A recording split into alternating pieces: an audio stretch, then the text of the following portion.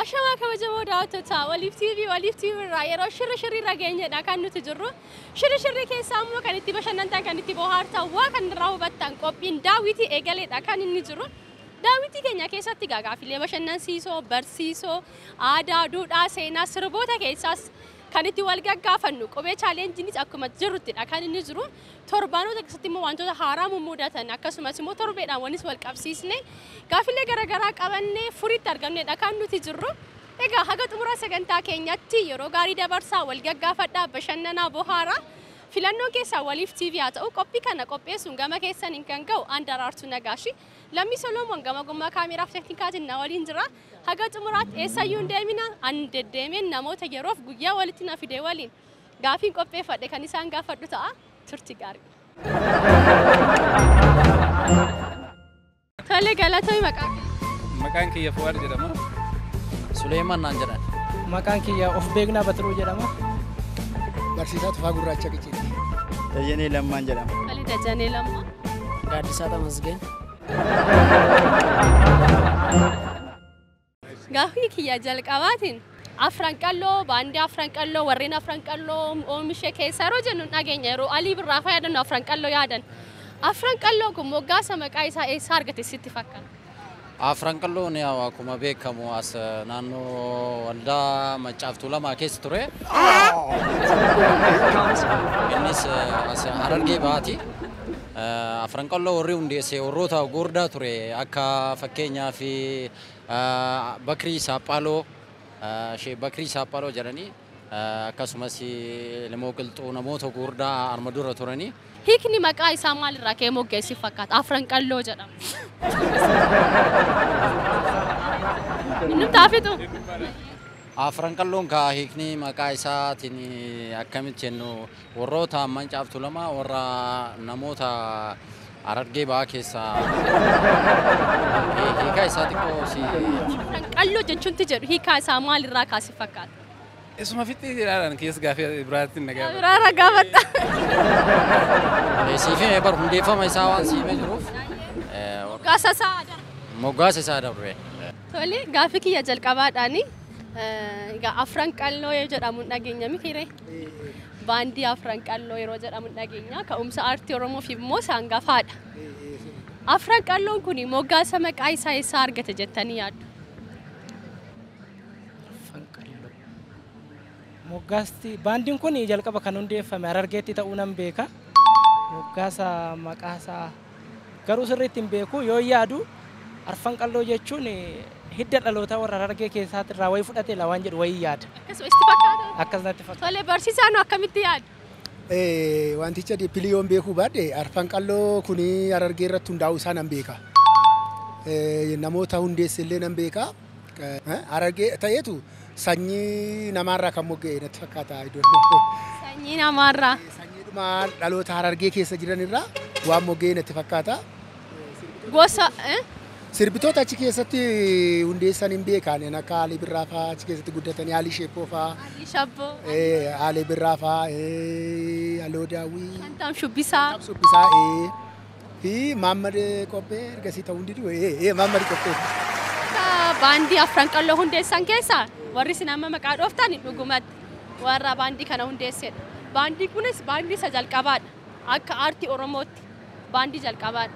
Garuu gosa namaa moo gosa jiraattoota naannoo sanaa moo kan namoota dhuunfate kan isin jettan gosa wayirraa kaakan. Kanatti fakkaatutti gosa namoota naannoo sanaa ta'uu danda'a amma maaliifi gosni tokko iddoo tokkotti hundaa'ee maqaadhuma akaakayyoo yookiin abaabilee duuba isaati jenereeshinii irraa dhufee moggaafatu natti fakkaate akkasumatti fakkaata naan. Akkasumatti fakkaata. Akkas.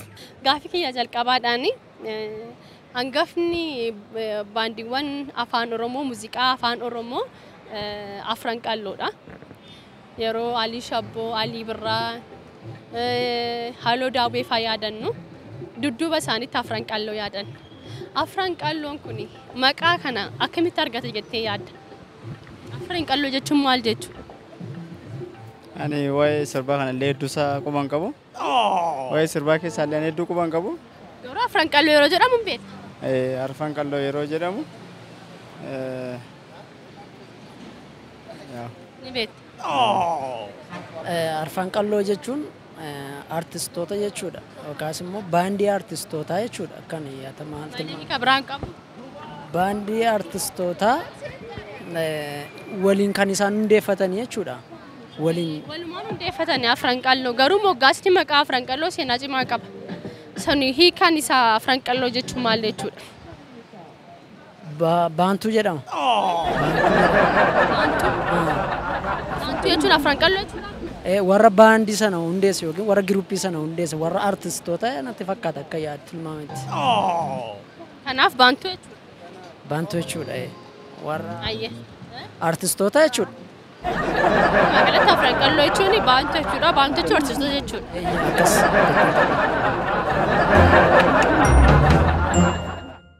Torban kana keessatti addatti goota Oromoo eenyuun yaadatta?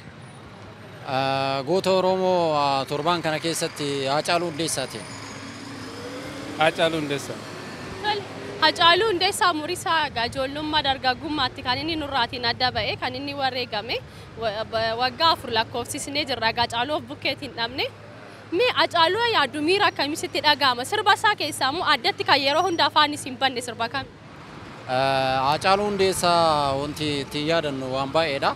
Akkasumas goota biyya keenya sabboonummaa artistii seena qabeessa. Haacaaluu jechuun akka ani itti ibsutti artistii yookiin sirbaa qofaa miti.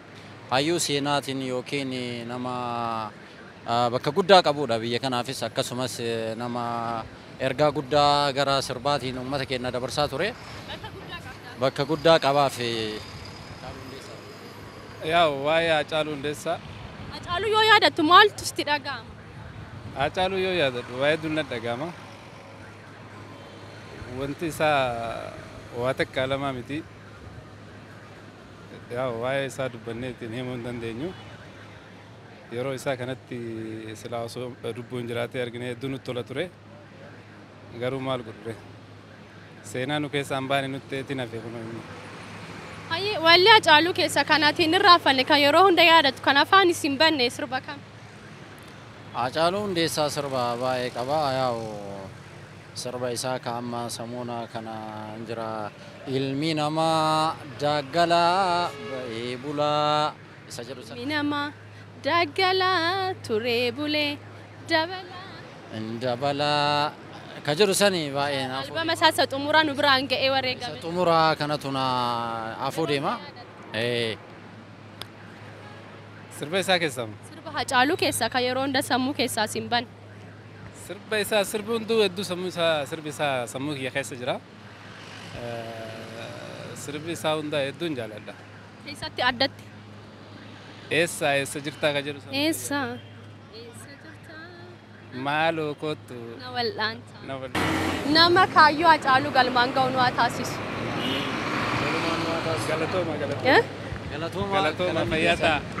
Galanni keessan hin badin galanni keessan bilisummaa haa ta'u jennaas.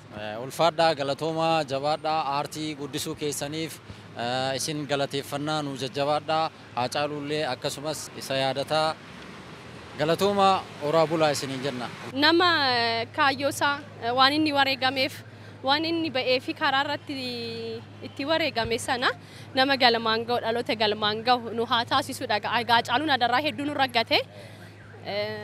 Inni isa deebisuu hin dandeenyu garuu hojiiwwan isaa galmaan gahuu hin dandeenya. Sanaaf kennaan kun akka yaadannootti. Kennaa nu kennuudhaaf jaalannee fudhannee jirra. Haacaaluu jechuun akkuma duratti si ibse nama waan takka lamaan ibsamuu miti. So akkasumas ergaa isaa sanii sirba inni aartiidhaan nu dabarsiisan nutis warra yeroo kana galmaan gahu ta'uu qabna. Jechaan qofa osoo hin ta'in gochaadhaan warra mul'isu ta'uu qabna jennee dhaloota ammaa keessaa akkasitti uf abdanna. Rabbillee nama san galmaan gahu nu haa godhu. Isinillee waan kana uummata jajjabeessanii bakka wanti gootanii jechuudhaaf isin galateeffanna isinis akka nama. Galatooma. Torbee kana keessatti mee addatti eenyu yaadattu? Anan yaadadhu Haacaaluu Hundeessaa yaadadha. Anillee torbee kana keessa Oromoon yaadadhu keessaa artist Hacaaluu Hundeessaa Boonsaa waxabajjii 22 kan nu biraa wareegame bara 2012 jalqaba irratti namni sammuu keessa na dhufu ji'oota kana keessa isa. Toleme Hacaaluu yoo yaadattani maaltu isinitti dhaga'ama? Wallee isaa keessaa immoo kan yeroo hunda afaan isin hin buune isa kamii? Hacaaluu gaafa yaaddan garuu maaltu isinitti dhaga'ama? Hacaaluu jechuun akka kootti in my opinion smartiidhaan Oromoodhaaf baay'ee smartiidhaan akka yaadutti baay'ee nama qabsaa'u nama seenaa mul'isuu danda'u nama onnee guutuudhaan lammii isaati of kennee yaadannoo natti fakkaatan. Hacaaluu yoo yaaddu maaltu sitti dhaga'ama? Hacaaluu yoo yaadu ani dhugumaatti dubbachuudhaaf hojii Hacaaluun hojjetee darbe gaafan ilaalu taa'ee gaafan ilaalu agarraatti keessi koo nama daa baay'ee natti dhaga'ama Hacaaluun. Hacaaluu jechuun nama guutuudha. Goota artistiidha. Falmaa mirga dhala namaati. Gara laafessa Hacaaluu bira wanta ati dhabdu jiru. Hacaaluu waan hundumaan nama guutuudha bakka. Garuu wanti waa'ee Hacaaluu irratti baay'ee natti dhaga'u na gaddisiisu Hacaaluun uummata Oromootiif jiraatee darbe malee ofii isaatiif hin jiraanne. Garuu uummata kanaaf nama dhugaatti jiraatee darbeedha Hacaaluun. Nama yaadaa fi kaayyoo Hacaaluu galmaan ga'u nu haa taasisuun jedha. Mee suuraa siin qaqqabe.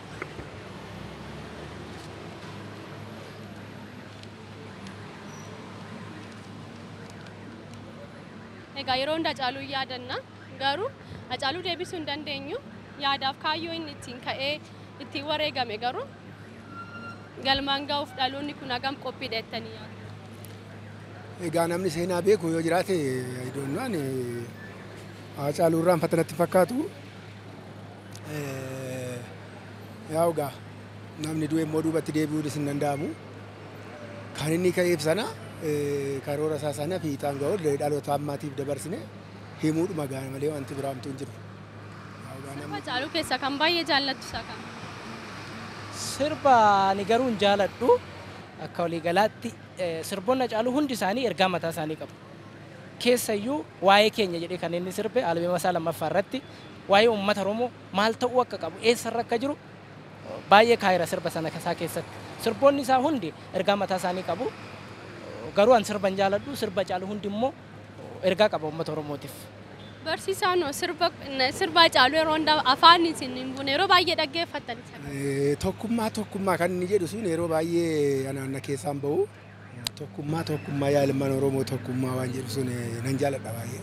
Garuu sirbi isaa hundisaayyuu baay'ee jaallatama. Nan jaalladha isaa ammoo. Ka'umsi Hacaaluus yaadni Hacaaluus fedhiin Hacaaluus tokkummaadha. Hacaaluu keessatti kan arginu hawwiin Hacaaluus tokkummaadha. Akkuma tokkummaa nu labsitti akkuma tokkummaa hawwetti nama umurii isaa ijoollummaatti nurraa adda ba'e waggaa 4 guutee ragaacee nurraa adda ba'eeti. Garuu Hacaaluu deebisuu hin dandeenyu hojiiwwan isaa garuu itti fufsiisuun dirqama dhaloota hundaati jedhee yaada. Sirriidha. Sirriidha hojii isaatti fufsiisuudha namni jiru harkaa fuudhee wal harkaa fuudheetuma dhaloonni taraa dabarsuudha malee immaa deebi'uu hin danda'amu. Kaayyoo isaa sun kan ga'uun dirqama lammii tokkooti yookiin dirqama nama Oromoo ta'e hundaati. Akkasitti yaadaan. Hacaaluu Hundeessaa. Artistii Hacaaluu Hundeessaa yaadadha. Hacaaluu yoo yaadattu miira akkamiitu sitti dhaga'ama? Ana miira baay'ee nama gaddisiisu natti dhaga'ama. Hacee baay'ee fuulattis nan beekan ture. Namoota amma hanga ammaatti qabsaanii darban keessa seenaa baay'ee namatti dhaga'amu kan qabu Hacaaluudha. Kanaaf baay'ee natti dhaga'ama jechuudha. Amma yoon suura isaa konkolaataa garaagaraa irratti argu baay'ee akka waan maatii koo yookiin obboleessa koo ta'e itti natti dhaga'ama. Hacaaluu nan beeka. Qaamaanis nan beeka. Gadda guddaan natti dhaga'ama waa'ee isaa yeroo yaadu. Iji yoo bade iddoon ijaan badu jedha Oromoon. Seenaan isaa hin badu garuu kaayee darbeera. Seenaan isaa du'uu isaatiif garuu baay'een gaddaan.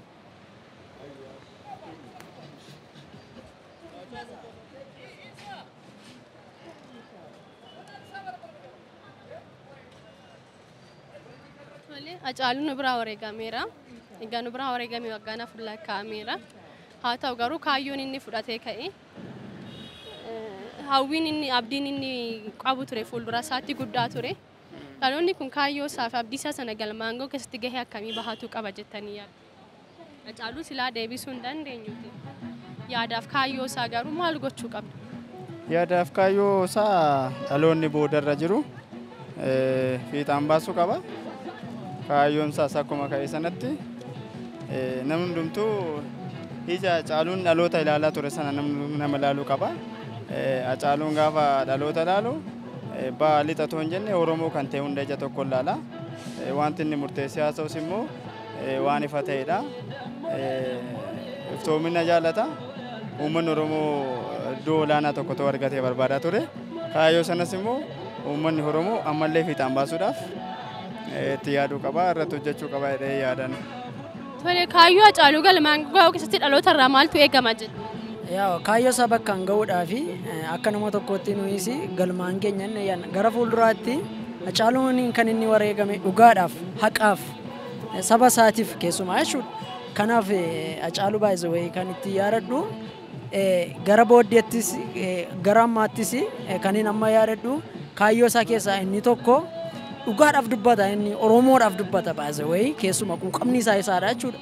Kanaaf nuunis galmaan keenya aadaa isaa irratti, afaan isaa irratti, tokkummaa isaa irratti, waliigaltee isaa irratti nuti galmaan keenya jedhee yaada gara fuulduraattis ta'e jechuudha. Dhaloonnis wal harkaa fuudhee aadaa isaa, seenaa isaa, duudhaa isaa, dhugaa isaa quuqama qabu jechuudha. Kan inni jedhe darbee hunduma isaa bakkaan keenya jechuudha. Dhugaan qallattuu hin cittu jechuudha. Namni dhugaa qaban yoo rakkatanii iddoon dhugaan cittu bakkee baati gaaf tokko jechuudha. Kanaaf dhugaa isaa bakkaan keenya jedhee yaadaan. Daawwattoota keenya kanneen mana keessan teessanii waliif TVdhaan akkasumas qophii daawwitiidhaan bashannanaa bohaaraa yeroo gaarii dabarsaa jirtan ammallee daawwitiin keenya akkuma tuffachiidha kan inni jiru. Haga xumura sagantaa keenyatti eessayyuu hin deeminaa filannoo keessaa waliif TV haa ta'u gaaffilinaa bashannansiisan akkasumas deebii hin eegamne hedduutu dudduubarra jira. Nu filadhaa, daawwadhaa, ittiin bashannanaa, ittiin bohaaraa wal gaggaafadhaa. Turtii gaarii. Gaaffii kiyya sadaffaadhaan afaan Oromoon baratte? Afaan Oromoon baradhee guddadhe. Afaan Oromootiin baradhe. Dhaloota qubeeti? Dhaloota qubeeti. Dhugaa? Dhaloota qubeeti? Dhaloota qubeeti. Tole, egaa. Dhaloota as geenyee kun waan garraa. Tole, dhaloota qubeeti jedhaa jiranii dhaloota qubee barreessis. Dhaloota qubeeti qubeen barattee amma jecha lama naa barreessita. Duraan dursa ati immoo kan isaan laale sanbata jedhi dura qubee giti.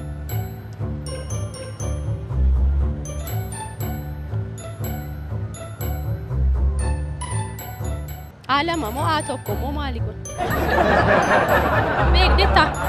Tole amma immoo kun sanbatadha miti? Sabbata immoo. Sabbata. Kan aayyoo kun itti hidhatu san. Sabbata jedhee immoo barreessa.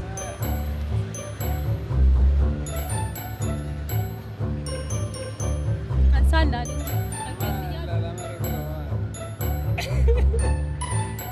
Sabbata. Kun sanbata jedha, kun sabbata jedha. Qubee gidde. Wanti sirra wanti hanqate hin jiru. Mataa isaa qubeeffama. Kootu ba? Ani illee ni barreessa. Yoo ta'u gongoree.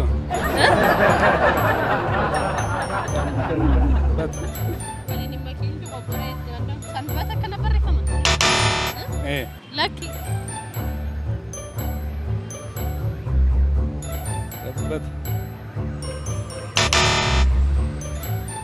Sabbata kana. Sabbanni kana. Waan dogoggore. Laaliif mee.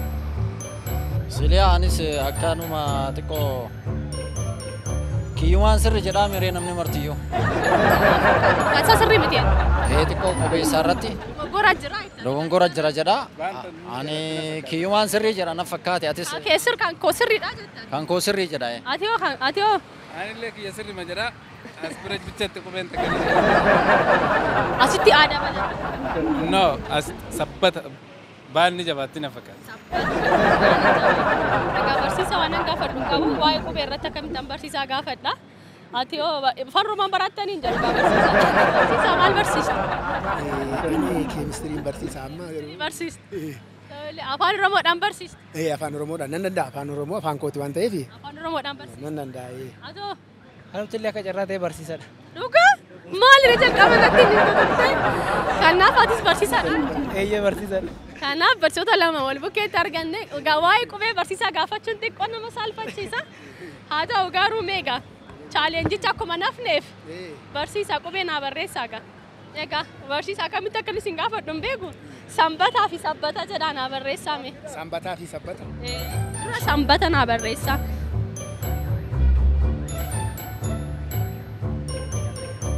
Sanbanni kan dhugaa ta'u. Sabbatni yoo.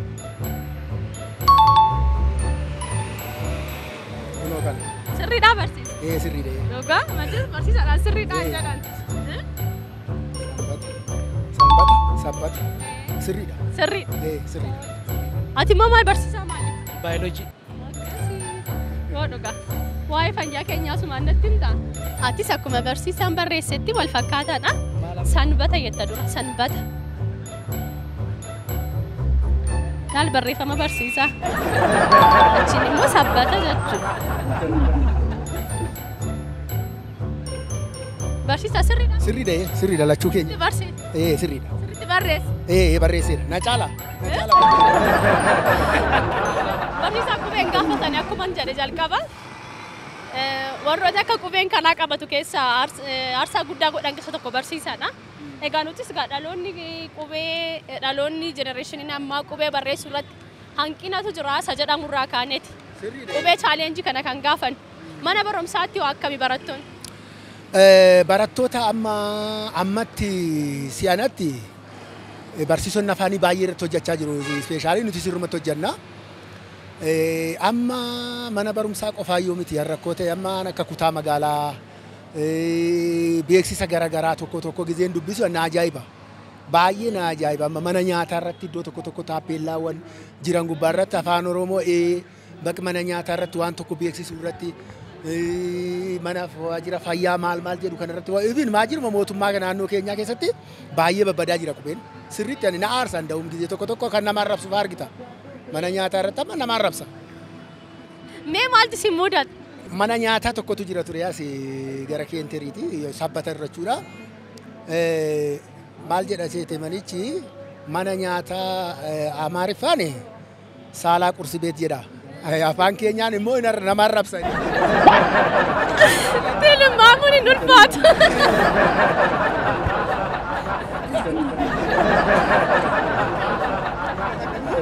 Achumaan dhaqee tananii barsiisaa tokkotu jira.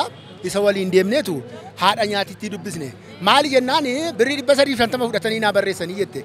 Achumaan hin barreessee laadhee fi suni si arrabsaa sirriineetu iskiriptoo maarkeeriidhaan intinaarra keessee amma dhaqee barreessisii fudhatteetu sirreeffatte mucayyittiin. Kanaafuu komiin jiru waanuma beekamu jechuudha.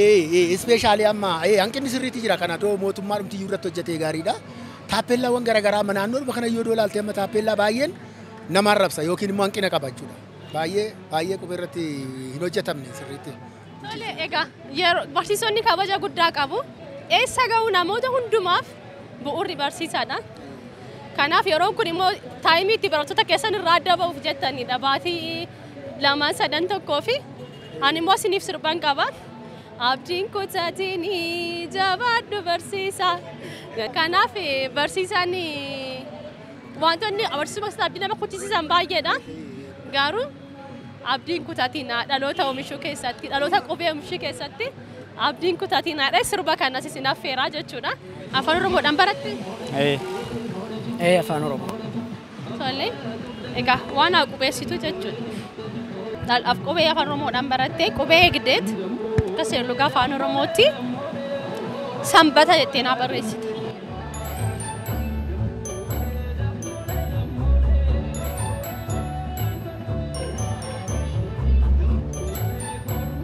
Sanbata sirriidha? Sirriidha barreessa. Sirriidha? Sirriidha jettanii mana. Amma immoo sabbata jedhe. Sabbata. Sabbata.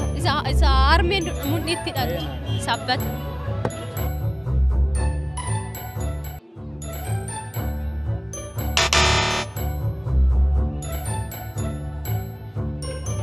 Sabbata sirriidha? Qubeedde? Sabbataa fi sanbataaf sabbata. Kamtu sabbata? Kuni sabbata? Sabbata, sanbata. Sanbataa fi sabbatan jedha. Kamtu sabbata? Saduraadha. Kuni maal? Kun sabbata? Kun sanbata? Sabbata eeyyee amma immoo sabbatni immoo isa kam? Sabbata. Inni isa kam? Barreeffama. Kun sanbata, kun sabbata, kun sanbata. Sirriidha. Sirrii miti siin jala sirreeffama. Inni tokkoffaan sabbata, sanbata. Inni lammaffaan immoo sabbata isa jedhanidha. Isa hidhatan jechuudha. Isa hidhatan. Konkolaataan tokko yagguu Finfinnee ka'ee Adaamaa deemu sa'a tokko walakkaatti fudhatee Adaamaa qaqqabe. Gaafa achi immoo as deebi'u daqiiqaa 90tti fudhate. Akkamitti daqiiqaa 90tti fudhate? Sa'aatii maaltu qabeef dura? Sa'aatii yeroo asii achi deemu sa'aatii meeqatti? Tokko walakkaa. Tokko walakkaa itti fudhatu. Hai, sa'aatii tokko walakkaa egaa sitti achi fudhate achillee yeroo deemu tokko walakkaa ta'uu qaba. Akkamitti daqiiqaa 90tti? San beene akkamitti. Dafee deebi'ee maal hisaabaa kamiiti? Akkatti dafee deebi'e santu nu dhibee mireenullee karama deemu irra dhufee Namni kun yoo deemu daqiiqaa sa'a tokko walakkaa deema achi yoo deemu daqiiqaa 90 deeme maali kun? garuu sa'aatii Waa dhufee laata? sa'aatima dura itti Dafee dhufeeti ariitiin dhufee. dura akkamitti deeme yeroo deemu Nama fe'ee tarii yoo deemu. yeroo achi deemu. Duwwaa maal jettaa? Asii akkamitti sa'aatii tokko walakkaa yoo deeme achi daqiiqaa 90 deemuu danda'a? Osoo Deeme gaa deemeera. Akkamitti deemedha? Deemeera garuu. Asii yoo deemu akkasitti fudhatee achi yoo deemu akkasumatti fudhate garuu akkamitti deemedha? Deemeera garuu konkolaataan kun. asii gadi ispiidiin deeme ka ariitiidhaan achi ol suuta dhufe jedhama. Maaf suuta dhufe laa? Duwwaa ta'uu danda'a ka asii gadi namaan deeme. Karaan silaa asii Adaamaa geessu tokkuma achillee yeroo ol deebu karaan tokkuma. Tarii akkitti nama fe'ee ta'a. Tariiti maal rakkoon mudatee karaarra dhaabate jennaare. Hin dhaabbanne akka deemetti Akka deeme dhufe garuu sa'aatiin inni ga'eef inni itti deebi'e walii faallaadha jirtaame. ani kan hin jedhe walii faallaadhaan jen sa'a tokko walakkaa fi daqiiqaa 90tti fudhatee hin jedhe yoo deeme. Okay. Akkamitti ta'uu danda'a naaf hin galle. Highwayidha. Daandii saffisaa ta'inna. Daandii maasii irra deemee bara akkamitti. Qalbii Finfinnee hawwitee dafee deebi'e. Laa ani hin beeku suni rakkoo wanni ta'uu danda'a malee. Kan hin jedhu sa'aatiin tokkoof walakkaadha. Daqiiqaan 90 sa'aatii tokkoof walakkaa miti. Sa'aatima isaatu tokko iyyuu. Daqiiqaa 90 jechuun meeqa? Daqiiqaa 90 jechuun sa'aatii tokkoof walakkaadha. Maarri akka. Akkasii Dafee deebi'ee jaartanii. Kanaafuu daqiiqaan 90 jechuun gaafii kiyya afuraffaa fi isa xumuraadhaani konkolaataan tokko Finfinnee ka'ee Adaamaa dhaquuf gaafa dhaqu sa'aatii tokkoof walakkaatti fudhate. Gaafa deemu immoo daqiiqaa 90tti fudhate. Gaafa dhufu akkamitti dafee dhufe? Dafee dhufne wal qixa. Daqiiqa. Barsiisaa jalaa ba'uun hin danda'amu jechuudha. Daqiiqaa 90 fi Sa'aatii tokko walakkaa wal qixa. barsiisaa jalaa ba'uun hin danda'amu. Homaa gochuun hin danda'amu. Amma ammaatti namni na deebisee hin turre. Yeroo deemu akkamitti daqiiqaa 90 dafee deebi'e naan jedhaa turani. Konkolaataan tokko Finfinnee ka'ee Adaamaa yoo deemu sa'aatii tokkoof walakkaatti fudhate Adaamaa qaqqabuuf. Gaafa achaas deemu garuu daqiiqaa 90tti fudhate. Akkamitti daqiiqaa 90 keessattis deemu? Daqiiqaa 110 gidduutti saffisee deebi'e jechuudha. Sa'aatii tokko daqiiqaa 10 irratti saffisee deebi'e jechuudha. Saffiseera jechuudha. Saffisni isaa qannaseera. Meeqaan qannase? Maayinasii kan inni ta'e daqiiqaa sa'aatii tokkoof daqiiqaa 10 maayinasii ta'e. Baay'ee ture jechuudha. Yeroo deemu baay'ee ariifate jechuudha. Yeroo deemu baay'ee ariifate. Yeroo dhaqu Suuta dhaqee jechuudha. suuta dhaqe. Sa'a tokko walakkaa deeme waan ta'eef. Achi as deemu garuu daqiiqaa 90 qofa deeme. Kanaaf dafee deebi'e.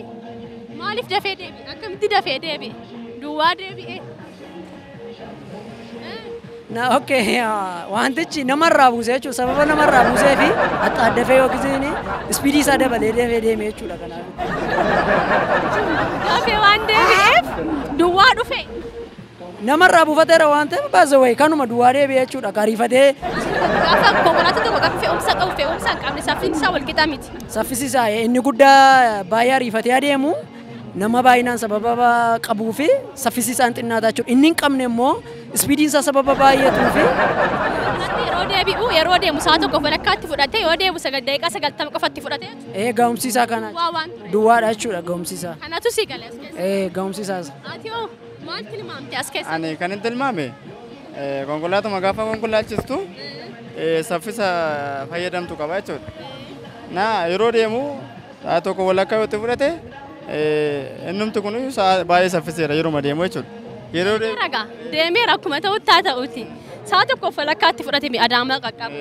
Yoo deeme daqiiqaa 90 qofatti fudhate. Akka saffisa baay'ee dabalee jechuudha. Ariitiidhaan Finfinneetti. Ariitii guddaan deemee jechuudha. Finfinneetti. Ani kan hin jedhu sa'aatiin tokko walakkaa fi daqiiqaa 90 garaagarummaa qaba. Baay'ee malee. Baay'ee qaba. Garaagarummaa qaba. Garaagarummaan daqiiqaa meeqa garaagarummaan daqiiqaa 90 fi daqiiqaa sa'aatii tokko walakkaa garaagarummaan isaa daqiiqaa meeqa garaagarummaa baay'ee qaba jettee.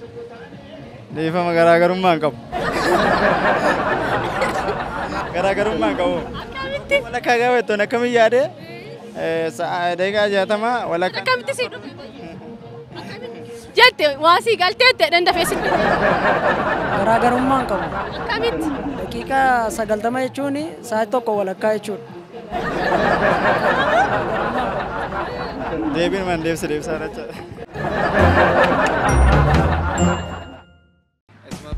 Waan tokko duwwaa galatooma guyyaa gaarii yeroo gaarii baay'ee galatooma ulfaadhaa barsiisota isin kabajnaa isin jaallannaa yeroo gaarii. Galatooma jabaadhaa darartuudha. Isin jaallanna duraanuu isin ulfaadhaa galatooma barsiisota.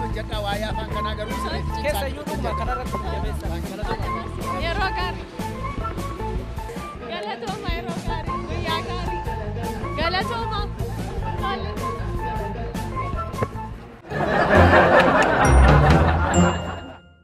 Egaa daawwattoota keenya daawwitiin keenya kan haga ammaatti daawwatan fakkaata ture. Gaaffileen barsiisannaa bashannansiisan kan dhiyeessaatiin turre. Namoonni yeroo walitti nu fides haala gaariidhaan kan deebii kana nu biraan gahaatiin turani. Yeroon goolabamee bakka itti deebii sin biraan geenye si waliin gargar baanu irratti kan nuti argamnu. Gaaffii kiyya jalqabaadhaan baandiin inni jalqabaa hangafni aartii Oromoo guddisuu keessatti gahee guddaa kan taphate artistoota immoo ciccimoo jajjaboo ta'an aartii Oromoof qofa osoo hin taane akka biyyaatti aarsaa guddaa buusanii kan oomishe baandii Afran Qalloodha. Afran Qalloo baandiin haga kana ga'u kuni moggaasa maqaa isaa eessaa argate? Maaliif Afran Qalloo jedhame jennee gaafannee turre. Egaa hedduun isaanii akka quba hin qabaannee fi maqicha hin beeku garuu Afran Qalloo jechuun immoo maal jechuu akka ta'e akka quba hin qabaannedha kan natti maatiin turani. Egaa yeroo baandiin kun hundeeffamu baandiin Afran Qalloo bara 1962tti jechuudha. Hundeessitoonni baandii kanaa Dooktara Kabajaa Artiist Alii Birraa, Shantam Shubbisaa, Alii Shabboo warreen kanneen fi kana fakkaatan walitti dhufanidha baandii kana kan hundeessan jechuudha. Ka'umsi maqaa Afran Qalloos yeroo baandii kana hundeessan maqaan isaas moggaasni isaas kan dhufe jechuudha. Ilmaan Qalloo afuri kan isaan jiraatan naannoo Dirree Dhawaa keessatti jechuudha. Ijoolleen Qalloo afran kun ammoo Alaa, Baabbilee, Oborraa fi Dagaadha. Ilmaan Qalloo kun afran gosoota Dirree Dhawaa keessatti jiraatan ilma Oromoota Dirree Dhawaa keessatti jiraatanidha jechuudha. Achirraa ka'uudhaan gosoota kanneen irraa ka'uudhaan ilmaan Qalloo afran irraa ka'uudhaan Afran Qalloo jedhanii baandii isaanii har'a seenaa guddaa hojjete kana kan isaan hundeessan jechuudha. Baandii kana hundeessuuf ka'umsa kan ture naannoo magaalaa Dirree Dhawaa keessatti hararoota dabalatee Sumaalota akkasumas immoo sablammoota hedduu jiraata ture Amaara dabalatee jechuudha. Yeroo sanatti yeroo cidha garaagaraa yeroo eebbaa yeroo muuziqaan itti barbaachisutti baandiin afaan Oromoo hin turre jechuudha. Yeroo sanatti yeroo hacuuccaan sirna Haayila Sillaasee uummata Oromoo irratti ga'aa ture sana keessatti tokko hacuuccaa sana ofirraa qoluudhaaf lammata ammoo aartii isaanii guddifachuuf ergaa isaanii dabarfachuuf akkasumas sablammoonni naannoo sana jiran sirba mataa isaanii baandii mataa isaanii qabu waan tureefi Uummanni Oromoo immoo cidha soo qabaate yeroo celebrate garaagaraa qabutti ammoo kan akka isaaf weellisu akka qabaatu fi baandii kana walitti dhufanii artistoonni qaqqaaliin har'a seenaa jajjabaaf gugurdaa hojjetani kan isaan baandii kana hundeessanii jechuudha.